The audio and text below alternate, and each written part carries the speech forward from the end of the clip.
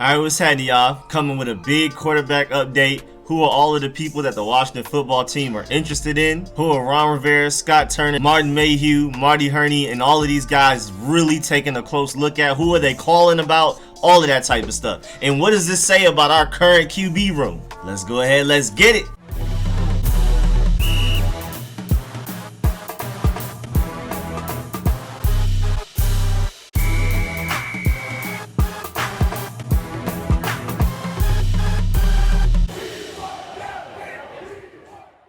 Alright, so first of all, may not mean a lot, but it may mean a lot. Dak Prescott followed the Washington football team's Instagram page. And I mean, to go out of your way to do that clearly shows like you want people to notice that. He's following less than 1,000 people. And to just randomly follow an NFC East rival's Instagram page, like, I mean, that's clearly like you want other people to see that. Maybe it's just a stunt to show the Cowboys that he is willing to go to other teams and likes other teams, and maybe we're the ideal team because he's not following the Giants or the Eagles. So maybe this was just like a, hey man, y'all keep playing, I'm gonna go to the Washington football team and beat y'all twice a year, thing like that. So it does mean something. Now the debate is like whether it will matter or not. Like, is he actually willing to leave Dallas? Will Dallas even let him leave? Like, are they gonna offer him all the money he wants, or are they willing to even franchise tag him to not let him go? So at the end of the day, it may not matter, but him following the Washington football team is definitely something. It means something. Definitely a message to the world for everybody to see. You don't just follow the Washington football team Instagram page for no reason. That is definitely something. It's like a free agent version of a Batman symbol at this point. Social media has just changed the way things work in football, life in general. So we'll see how this Dak Prescott thing works out. Y'all already know how I feel about Dak Prescott. I mean, he's a top 10 quarterback, but that's a lot of money. You know what I'm saying? That's a lot of money. Now, we would run the NFC East easily for like the next 5 years or more, easily. But with him eating up all of that cap space, are we going to be able to put a good enough team around him to actually win Super Bowls? That's my question. That's a lot of money. Because he just turned down the Cowboys' offer of $33 million per year. So how much is he going for? Is it because he wants more money just in general, or is it because he actually does want to go to another team, maybe like the Washington football team? And Spot Track has him estimated to make $37 million per year as far as average annual salary. That's their like market value for him, their calculated market value, based on the contracts of guys that are similar to his talent and production, I guess, because they're comparing his contract to what Carson Wentz is making, Patrick Mahomes, Deshaun Watson, Russell Wilson, with their average salary being an average between those four, $39,700,000 per year. And then they also add in what age they sign these contracts. Dak Prescott is somewhere in the middle in age as these guys, so of course his contract will be somewhere in the middle. So they're estimating them to make around 37, possibly 38, might even slide up to $39 million per year. So the Cowboys offering $33 million per year just more than likely isn't enough. It just may all be that. Everything as far as him following the Washington football team on Instagram, declining the $33 million per year. I think it's just all leverage and all a big move to get more money from the Cowboys, possibly. We'll see though. It's one of those things, only time will tell. And now we got to talk about all of these quarterbacks that the Washington football team have seriously considered trying to bring to this team. They missed out on Matthew Stafford, and they were even willing to throw up some pretty good value for him. And we're going to get into all the other guys that they're calling about, but it's clear that they are not comfortable with just Kylle Allen and Taylor Heinicke as the starting quarterbacks next year. Now, Ron Rivera and Coach Talk has basically talked about how the backup quarterback position is going to be very important, and that Taylor Heinicke basically fills that role very well. So they're assuming Taylor Heinicke is our great backup, and Kylle Allen is just some guy we're going to keep because he's only going to cost $800,000 a year. So it seems like they're going to do anything they can, almost anything, not everything, because like he said, he's not willing to mortgage the future, but they're trying very hard. They're being very aggressive with their trade talks. If we don't end up trading for a guy, they're going to be very aggressive in free agency as far as quarterback goes. And if we don't get a guy through trade or in free agency, they're more than likely going to be very aggressive in the draft as far as trading up to get their guy. They've clearly shown that they're not okay with Taylor Heinicke in Kylle Allen. I agree, but we're not here to debate whether or not it's right or wrong. It's facts. They're not comfortable with going into 2021 with all of this talent our team has. Is Taylor Heinicke and Kylle Allen as our two best quarterbacks. And I guess you could throw Alex Smith in there, but you can just pretty much assume Alex Smith is not coming back next year. Because if he doesn't retire, he's more than likely getting released. He costs $25 million. You save 15 of that million if you release him. He's gone. Plus, I can't see Alex Smith's wife letting him leave the house again. I mean, he accomplished so much. Comeback player of the year. Should have been unanimous. Whoever didn't vote for him, tripping. You don't deserve to ever get a chance to vote again on things like this. And that's on a period. Like, the award should literally be named after Alex Smith. And everything that he's accomplished, I mean, what more can he do next year?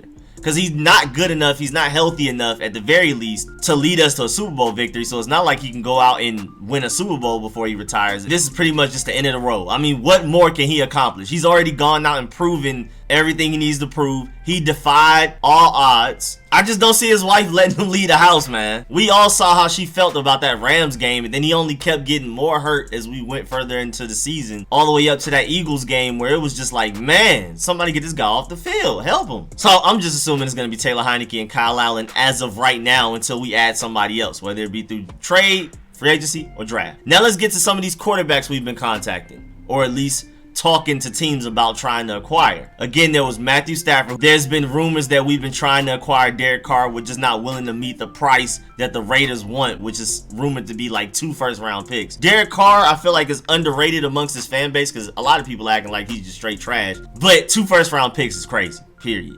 I'm not giving up 2 first-round picks for Derek Carr. Come on now. Then, of course, there's always the Deshaun Watson, but the Houston Texans asking price is quite ridiculous because they don't want to trade him. It'd be different if they wanted to trade him like how the Eagles want to trade Carson Wentz, which we're going to talk about a little bit later. But they don't want to trade him. So what they would normally ask for is way lower than what they're currently asking for because it's like, hey, you got to wow us to get him off of our team. You got to come with way more value than we would normally ask for. You got to come with an offer we can't refuse type of thing. So that's why us getting Dak Prescott is highly unlikely, especially since we have the 19th pick instead of the 11th. I still feel like the 11th pick is out of range as far as first round draft picks go, but that 19th pick definitely is. I mean, with that 19th pick we have, us making it to the playoffs, getting Deshaun Watson is almost impossible. You're going to have to trade away great players, a bunch of first round picks, maybe some seconds, maybe some third. I mean, a whole bunch of stuff. The difference between having the 19th pick and the 11th pick is pretty tremendous as far as trading up to get a quarterback, as far as trading for a quarterback like Deshaun Watson or Matthew Stafford and things like that. It's making a big difference. But at the end of the day, the past is in the past is already done, so we have to accept the fact that we do have the 19th pick and accept the fact that guys like Deshaun Watson are far likely out of our range of acquiring. Because who wants to move back down to 19? That's also the problem with trading up for a quarterback in the draft. Who is willing to just move all the way to 19? 11? Yeah, we can talk. But 19? Moving on. The Washington football team is calling about Carson Wentz. And again, similar to the Texans, their asking price just seems to be a little bit too much. But different from the Texans, again, the Eagles are actively trying to move Carson Wentz. The Texans are not trying to move Deshaun Watson. So the Eagles are asking for way less. Plus their quarterback, I mean, in comparison to how the Texans quarterback looked last year, there's no way they can be demanding anywhere near the same amount of value. But again, at the same time, their mentalities are different. The Texans don't want to trade Deshaun Watson. The Eagles are interested in trading Carson Wentz away. So the asking price for Carson Wentz is way less than Deshaun Watson, but it's still quite a bit. And it seems like the Washington football team is not ready to give away that much value for Carson Wentz. Especially since I heard the Eagles also want like a quarterback in return. That's why the Bears make the most sense, because they can get like a first round pick, Nick Foles, and maybe an offensive player. I believe there was like rumored that Tariq Cohen could be somebody and things like that. They want like another quarterback in return. We don't have that. But Carson Wentz is very talented, and who knows, I mean, if he can bounce back and be his 2017 self, he was a top 10 quarterback then, arguably top 5, also arguably MVP of that season, you know what I'm saying? They also called about Jared Goff. I'm not sure if many of y'all know that, but they called the Rams about Jared Goff, and Jared Goff is as average as it gets. I mean, Sean McVay literally gets the best out of him, and we've clearly seen that even Sean McVay was willing to give up 2 first-round picks, Jared Goff, and some more stuff just to get Matthew Stafford. I mean, Jared Goff is clearly not it. And the fact that we're even calling about Jared Goff and trying to get him shows that they really feel like this quarterback position is in desperate need of help. Because honestly, I'll take Taylor Heinicke over Jared Goff. Jared Goff is not, man, I don't want him. They've also called about Sam Darnold. And I'm assuming if they're interested in Sam Darnold and the trade hasn't already happened, that means the Jets are probably asking for too much. Probably asking for like a second, or even scarily enough, maybe a first, which is crazy. I mean, I'm willing to take a flyer on Sam Darnold, but I'm not giving away a pick higher than 5th. And I'm pretty sure the Jets, after spending the first round pick on them, are not willing to just part ways with them for anything probably less than a second. So I just don't see that trade happening anytime soon to any other NFL team, let alone at all. Especially with how many quarterbacks are available in this upcoming draft. Why would you trade a first round pick for damaged goods in Sam Darnold? Now, he still does have talent. Even though I wasn't that high on him in the draft, I didn't think he was just this surefire thing like I think a lot of these guys coming out of the draft. I'm higher on Trey Lance, Zach Wilson, and Justin Fields than I was on Sam Darnold coming out of the draft, honestly. And I wouldn't say he's tarnished, but having those rough seasons definitely have an impact on you. And him seeing ghosts and all of that type of stuff, I mean, it's just been a traumatic experience for him at the NFL level. Who knows if he'll bounce back, even if he does have the talent. But I do want to say he is talented. So again, I'll be willing to take a flyer on him with like a 5th round pick or later, but anything other than that, I'm good. He's probably worth more than that. So I may sound crazy for saying a 5th round pick or later, but I'm not willing to give up more than that. We'll just figure it out. We'll go get somebody else. That Jared Goff thing is wild to me. But I mean, who knows, man? Maybe they're trying their hardest to see who they can get in trade right now. And then as a backup plan, maybe they'll hit free agency. And if there's a guy that they like a lot, they'll be available. Maybe like a Dak Prescott, Teddy Bridgewater, Tyrod Taylor. I mean, we've clearly seen from the little things, the coach talk that Ron Rivera and Scott Turner have given us, that they really love mobility in their quarterbacks. They definitely prioritize it. So I'm not expecting us to get a statue in the pocket. Plus, in today's NFL, a statue in the pocket, unless you're the GOAT Tom Brady, unless you're as smart as Peyton Manning, it's just not very easy for you to be successful, especially consistently at the NFL level at this point. You need at least some type of mobility. You need to at least be Aaron Rodgers, Pat Mahomes. You don't have to be Lamar Jackson. You don't have to be Kyler Murray. You don't necessarily even have to be like a Josh Allen. But you need to at least be like an Aaron Rodgers or something. I see us going mobility in free agency possibly. And I feel like they're going to also prioritize that in the draft. I mean, you never know. Maybe a combination of Tyrod Taylor to be the bridge. You trade up for a guy like Wilson, Fields, or Lance to learn behind Tyrod Taylor. And if they're just not ready to go, Taylor Heinicke is the backup who you know can win you games. Because honestly, Taylor Heinicke last year, if he was starting from day one, if we won 7 games with all of that quarterback controversy, I feel like Taylor Heinicke gets you 10. So I feel like Taylor Heinicke is a really good backup quarterback, probably the best potential backup quarterback in the NFL. But depending on him to stay healthy and all of that, to start for you for an entire season, I'm not too sure. Maybe.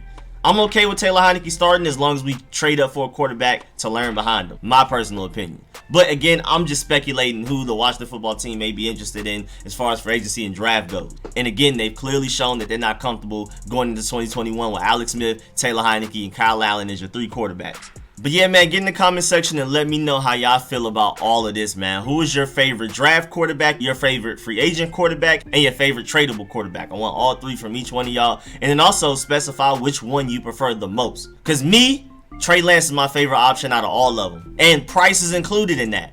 Dak Prescott is a top 10 quarterback, but you got to pay him so much money.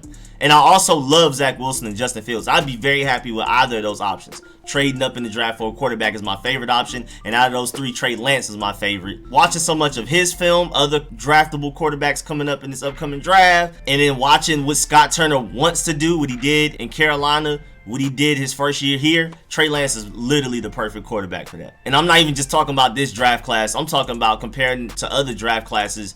Trey Lance is exactly what Scott Turner wants. I feel like. Again, I may be wrong, but we'll see. And then as far as free agency goes, I mean, maybe like a Tyrod Taylor on a super minimum deal. If we're signing a free agent guy, for me, Teddy Bridgewater, Tyrod Taylor, any of those free agents out there, Jacoby Brissett, whoever, I want it on a minimum deal because I'm comfortable with Taylor Heinicke starting as long as we trade up for a quarterback in the draft. So either way, whether it be Tyrod, any of these guys, Taylor Heinicke, whoever, I want to trade up for a quarterback in the draft and let them sit behind them, if anything. And then as far as trade goes, I mean, I guess Deshaun Watson. But, I mean, again, We're gonna have to sell our soul for it. We're gonna give up half the team, and I definitely don't want Jared Goff. I mean, even as a free agent, I wouldn't even want Jared Goff. Derek Carr's cool, but 2 first-round picks is out of the question. And then Sam Darnold, like I said, nothing more than the 5th-round pick for me, and I highly doubt that changes. So again, let me know how y'all feel, which quarterbacks y'all want, which combination. Again, I mean, you could talk about getting a free agent for cheap